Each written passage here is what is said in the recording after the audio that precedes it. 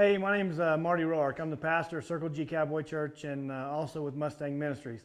Kind of taking advantage here today. We're doing some filming for a pilot for RFD TV, and we've been asked to kind of give a recap about our Mormon Church experience.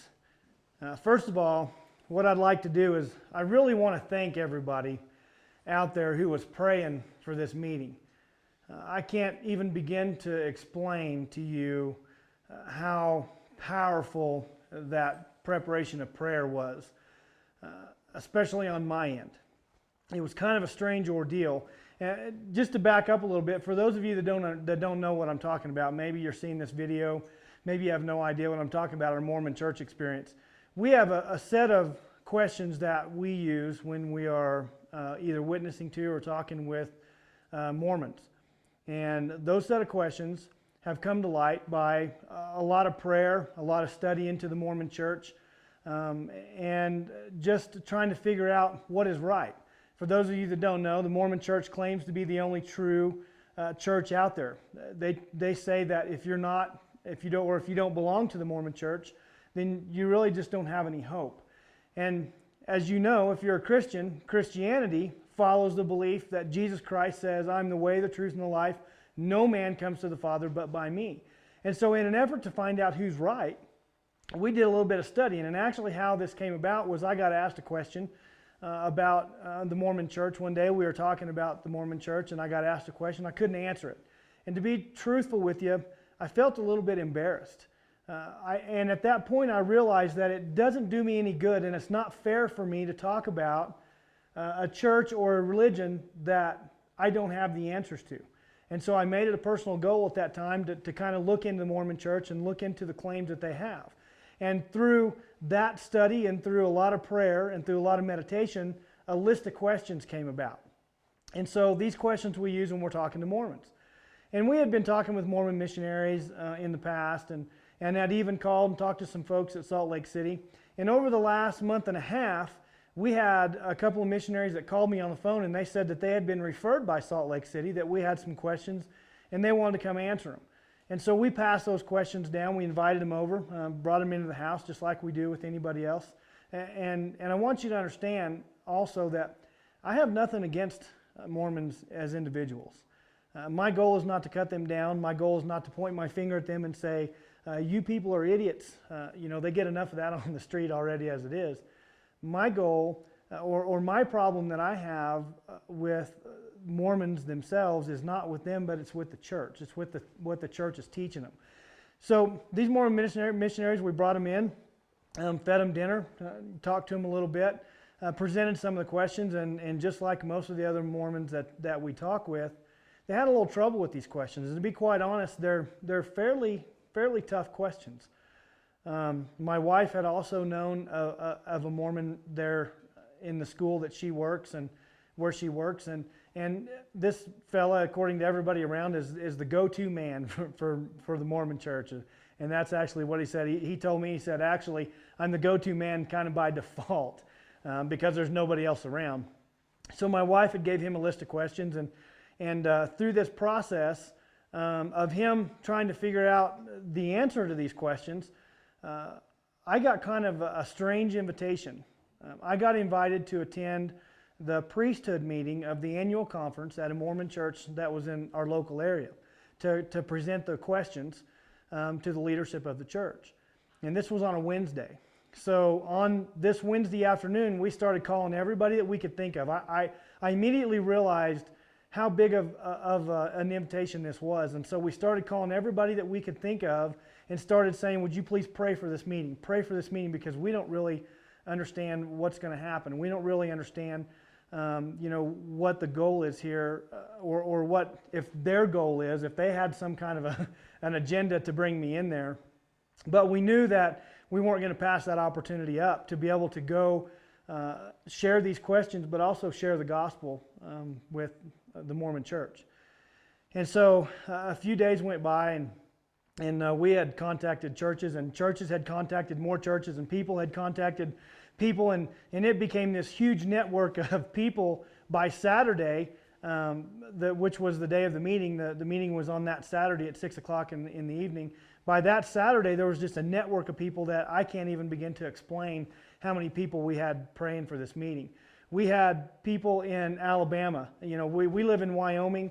We had people in Alabama that were praying. We had people in Missouri that were praying. We had people in states all over the place that were praying for this meeting. And I'm quite sure that even today, there are people praying that we still don't know about. I even heard about a wedding that they were talking about. They were going to stop the wedding at the 6 o'clock and have a moment of silence in prayer for this meeting. That just amazes me. I mean, that's totally amazing. And that was, I believe, at the request of the bride. That just is overwhelming to me. But I can tell you that preparation and that prayer is something that I can't even begin to explain how awesome that is. 6 o'clock came around on Saturday. I actually was getting close to 6 o'clock. I got in the truck, and there's all kinds of things starting to go wrong at this point. I couldn't find a copy of my questions. I was coming back. I had to take a friend of mine to the airport in Denver, and I knew that I was out of copy paper, and I was just going to copy a set off. So I called my wife. She had gone to Casper, to Walmart, and I asked her if she would pick up a set of or a ream of paper so I could print these questions off. And she said, yeah, she would do that. And so I got back into town and I called her and I said, what time are you going to be home? I need to copy these questions. And she said, I'm not going to be there before you leave. And so here I am faced with, I don't even have a copy of my own questions to go present to this church. And I'm starting to get a little bit nervous at this point. So finally I found an old set and I thought, you know what, I'll be fine. I jumped in the truck and I drove over to the church and I pulled in the parking lot. And it was 5 minutes till 6 o'clock. And I got out and I shut the door. And it was when I shut the door that this spirit of fear just overcame me. I all of a sudden just thought to myself, what in the world am I doing?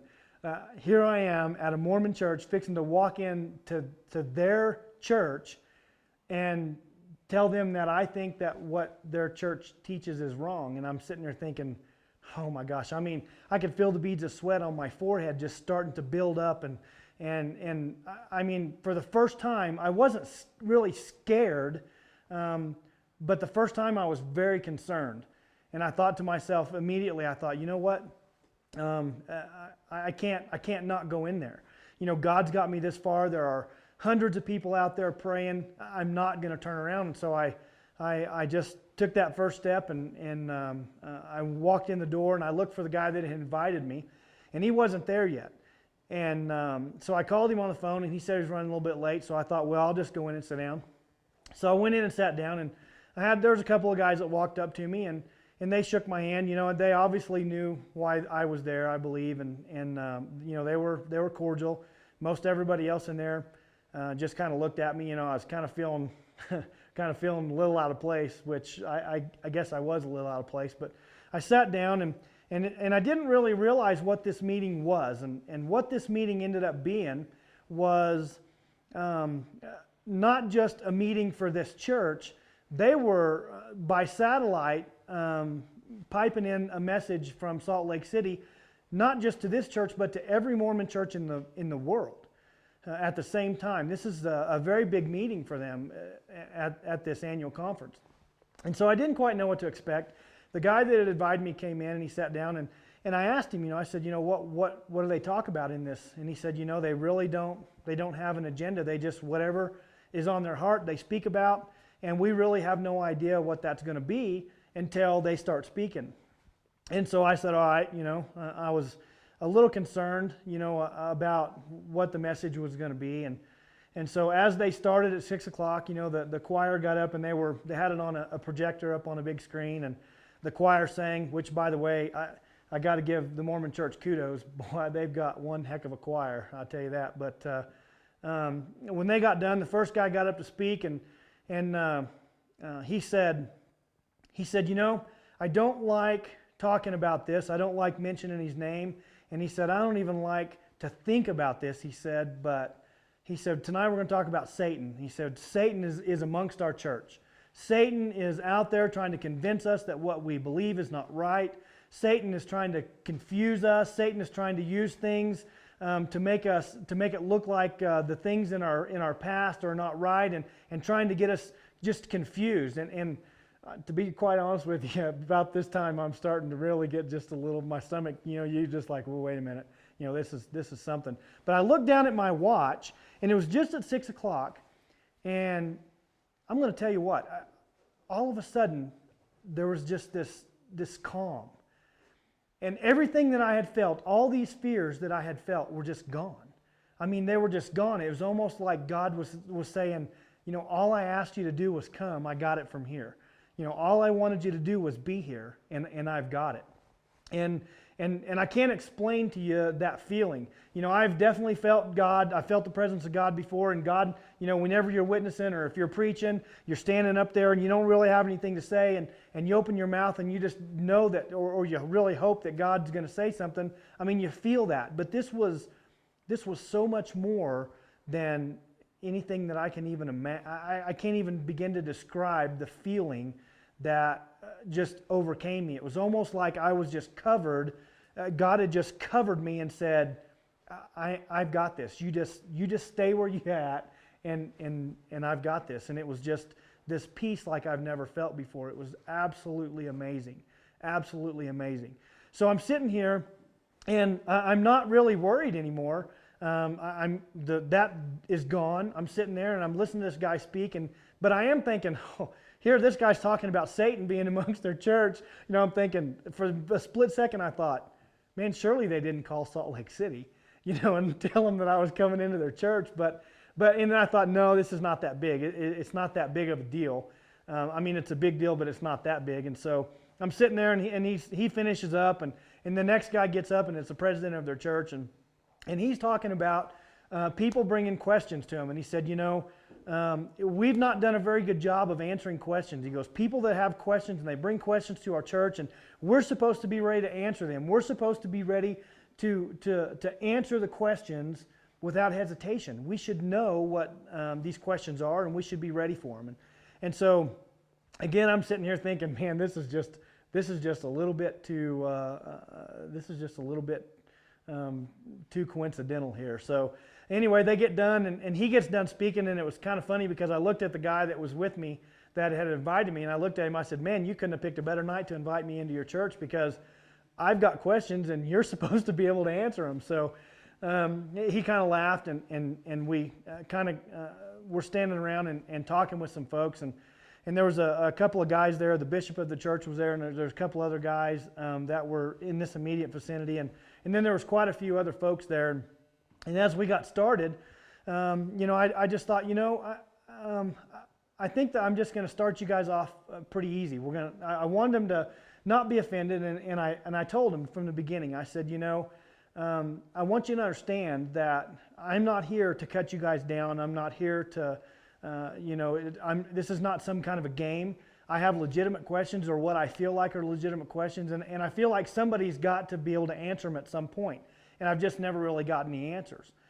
And so I said, to kind of give you an idea of where we're going, I'll start you off kind of easy. And I asked the question I typically ask, which was, who is Oliver Granger? And of course, everybody kind of looked at each other, and they really didn't have any idea who Oliver Granger was, never really heard of him. And so I said, I kind of got a problem with that, first of all. They said, I don't really know who he is. And I said, well, if you read in your book, for those of you that don't know, Mormons have 4 books that they consider to be their scriptures. They have the Book of Mormon, they have a book called Doctrines and Covenants, and they have a book called Pearl of Great Price, and then they have the Bible, insofar as it's translated correctly, they say, which is just code for if there's something in there I don't like, I can say that it's not translated correctly. So we talked about Oliver Granger, and I said, if you've read your books, I said there's a portion in Doctrines and Covenants that says that my servant Oliver Granger, his name basically will be held in sacred remembrance from generation to generation forever and ever. And I said, that sounds to me like God is saying that this man should be somebody very special in your life. I mean, to the point that, Jesus is in my life. Jesus' name is held in sacred remembrance, and I pass that name down to my kids, and my kids should pass that name down to their kids, but yet they didn't have any idea who he was. And to be honest, I've not really found any Mormons or non-Mormons that's ever heard of this, ever heard of Oliver Granger. Well, the bishop kind of keyed in at that point, and he said, well, wait a minute. He said, I think I have heard that name. He said, my wife and I went on this trip, and we were stopping at all the Mormon sites, and we went to this fundamental Latter-day Saints site, and they did the same thing. They threw out the name Oliver Granger, and anyway, he still didn't know who he was. He had just heard the name. And then he kicked back in and he goes, well, I guess the problem here is not that his name isn't held in sacred remembrance, but what your definition of sacred remembrance is. And I said, well, sacred remembrance to me is just that. It's something I'm going to hold dear to me. It's something that's going to be in my heart that is going to just mean so much to me that I'm going to want to pass it down. And then another guy kind of mentioned up. He said, I guess theoretically you could say that his name was held in sacred remembrance because he's printed in the book. And I said, I'll give you that, but in all reality, if you had read your book, you would have at least known his name. So I said that's still kind of a problem. Sacred remembrance to me is a name that you should have known immediately who that was. So I said, well, let's go on to the next question. And I said, this is kind of an easy one too. And we were talking about forgiveness. And I said, there's in one of your books it states that thou shalt not kill, and he who kills shall not receive forgiveness in this world or the world hereafter. But then if you look in another one of their books, it says that if you're a murderer, you can receive remission of your sins in the Holy Ghost. So I said, what am I supposed to follow? Is it that they can be forgiven or they can't be forgiven? And so I kind of got the answer of, well, we're supposed to follow the law of the land, and if we have a Mormon in Israel and he has to join the military, he's got to follow that law, and he doesn't have a choice. And while I'll agree with that, that's a fairly good answer. I still believe that you can walk into the military and you don't ever have to pull the trigger. You can either choose to follow the law of man or be held accountable to God. And so, and then in all essence, it doesn't say thou shalt not kill unless you're in the military. It says thou shalt not kill. So that's kind of another one. So then we got into really the gist of the main question that I have for the Mormon Church, and that is, if the Mormon Church, or if the Book of Mormon was translated the way that the witnesses say that the book was translated, and there's several witnesses that say this book was translated in such a way where Joseph Smith would take his hat and he would put a seer stone, a magical occultic stone, into a hat, and he would place his head in the hat to get rid of all the light. God would reveal the symbol that was on the plates and the translation to that symbol, and it would remain there until it was written down correctly. And if it had to be written correctly, letter for letter, word for word. There's no punctuation at this point, so we take punctuation totally out of it. I've actually heard Mormons say, we had to go back and revise it because we put punctuation in. Well, I'm not even talking about punctuation.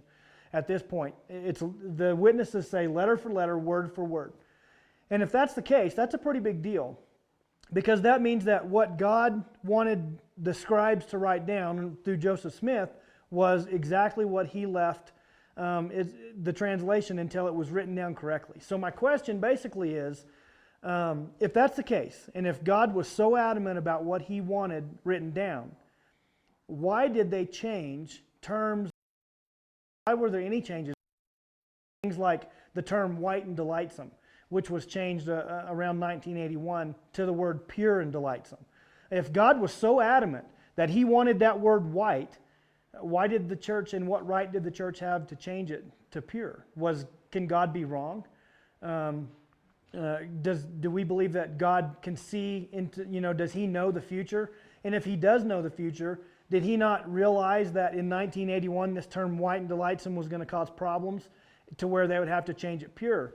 Well, you get the answer, and this was pretty much the same answer I got that night, was that, of course, we knew that right around that time the civil rights movement was going on, and that term white and delightsome, was just causing problems, and that word white really means pure anyway, so they just changed it to what the word meant. But in all reality, if that word really truly meant white, then meant pure, then God would have given him pure, and he would have left it pure until it was written down correctly. And so my question is, why were there changes from 1830 and then 1837 and then just changes throughout? I think there's something like 3,000 changes in the Book of Mormon. My question is, was God wrong? Well, you get the, we continually getting, updated revelations and all this kind of stuff, but in all reality, a revelation is new information. You don't take something like that, where in where it's changed from God to the Son of God. That's a huge change. I mean, you're taking God and changing it to the Son of God. Was God so wrong in 1830 that he didn't realize that God and the Son of God were wrong? So we're talking about this, and we're talking about we kind of get off on different things where the church was commanded one thing, and now they're doing something different, and of course polygamy comes up. Polygamy is always a very good topic to discuss with them about things that they were commanded to do originally that they don't do now. And at this time, we had been talking for a little while. And matter of fact, we've been talking long enough that one of the guy's wives had came in kind of looking for him because he hadn't come home yet. And so she was kind of getting in the conversation at this point as well. And when polygamy came up, she was like, oh yeah, polygamy. Everybody wants to talk about polygamy. In reality, the Mormon Church doesn't even believe in polygamy. That was something that was back in Joseph Smith's time, and the church doesn't believe it. They got a revelation sent down, and there's no polygamy to even be discussed. And I looked at her and I said, well, then you don't have any hope then. I said, if you don't believe in polygamy, you can't have any hope. And she said, why? Why do you say that? And I said, well, it says right here, Joseph Smith, the founder of your church, and Brigham Young, the first president, said that if you don't practice plural marriage, you cannot become a god. I said, it's even in your book today. It says that if you don't practice plural marriage, you are damned and you cannot be with God in heaven. And she said, where does it say that? And I showed her. And she got this look on her face like, I have never seen, actually I have seen. My wife and I had to take a class I had to take a class in Las Vegas. And I told my wife, I said, if I'm going to Las Vegas, you're going with me because that place scares me. And so I made her go with me. But I remember this guy one time, we were kind of standing outside the hotel debating on whether we wanted to get out or not get out. And this guy walked out of the hotel and he had this look on his face like he had just lost everything in his life. Like he had spent his last dime, he had no money left. He just had this look like, he literally wanted to just die. That's the look that this woman had on her face. She just got this look on her face, and she looked up at the bishop, and she said, but I don't believe that. And I'm here to tell you, my heart sank.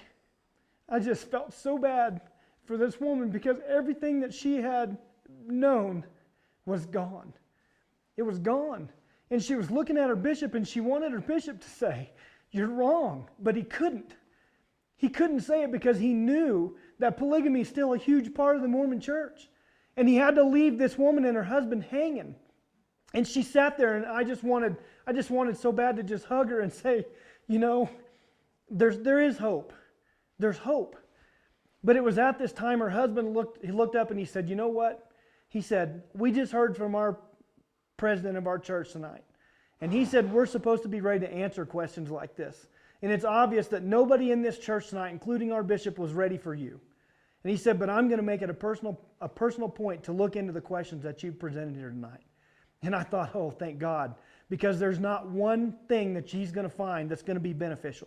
It's just not. When you look at the questions that's there, when you look at the things that have happened, and when you get into church history, things like, this huge battle that they had on the Hill Cumorah, with not one archaeological piece of evidence that's been found. We've got a guy in our ministry, Bill Snow, who is a history buff. He used to live over by Pea Ridge National Battlefield, and I'm telling you what, that's over in Arkansas. I'm telling you what, you can still get on that battlefield today. You ask Bill, you can get on that battlefield today, and you can still find artifacts from that war. You go to any battlefield that we've got in this country, and you can still find pieces of evidence that prove there was a battle there. But yet, you can't find one archaeological piece of evidence for that hill or for that battle on Hill Cumorah. Nor can you find not one piece of archaeological evidence for any city that's in the Book of Mormon. Yet it's supposed to be an accurate history of America, South America and Central America down into Mexico. But not one archaeological piece of evidence has been found. That's amazing to me. I mean, they've got guys that have actually gone out and spent 10 years looking for evidence to prove and came back empty-handed. I don't know how to explain that. I mean, there's just things like that are just so obvious that there's something wrong here. To the point that you want to look at them and say, how can you possibly believe?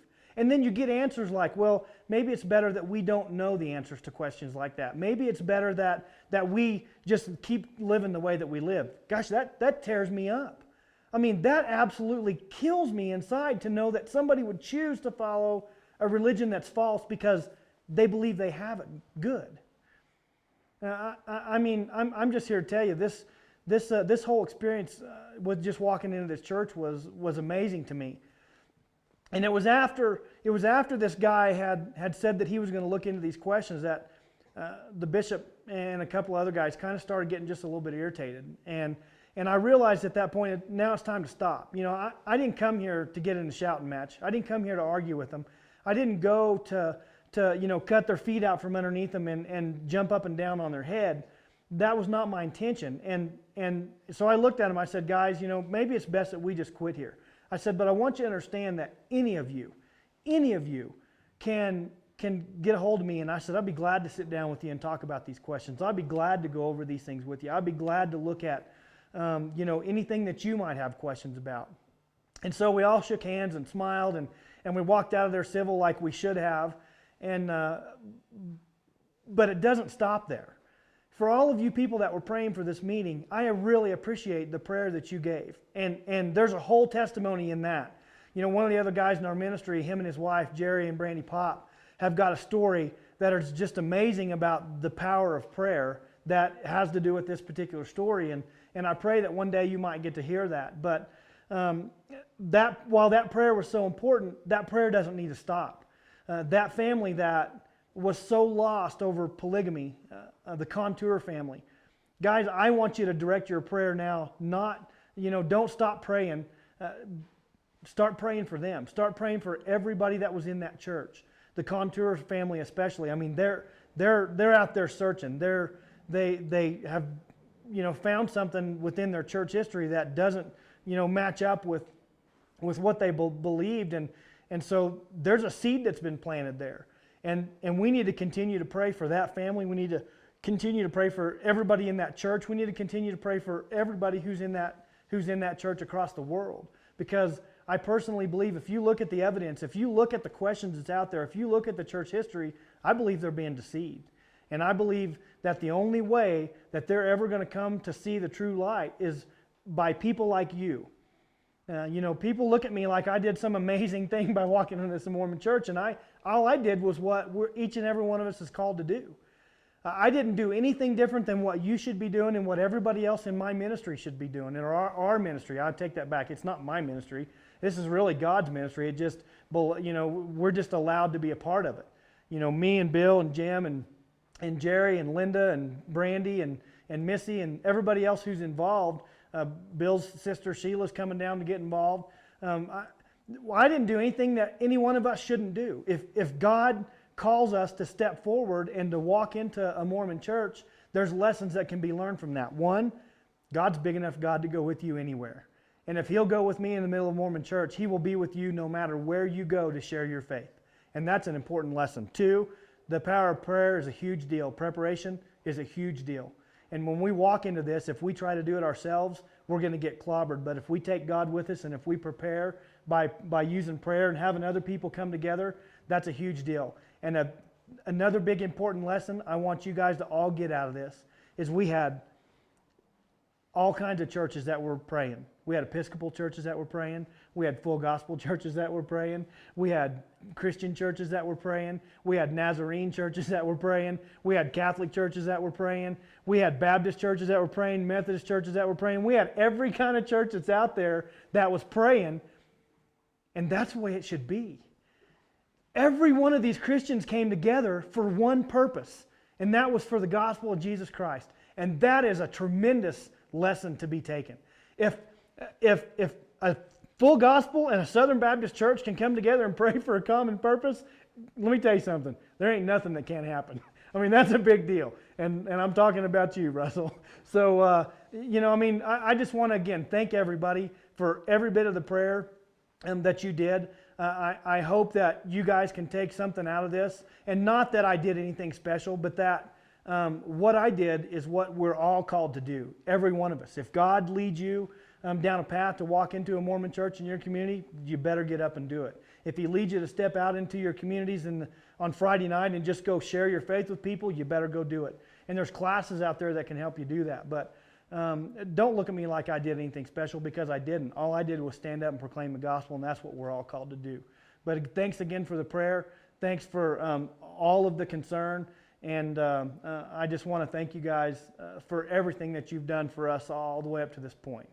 If you guys have any questions, or if you'd like a list of the questions, get a hold of us. You can get a hold of us at mustang-ministries.com or circlegcowboychurch.com. Or you can give me a call at 307-315-4787. Thank you.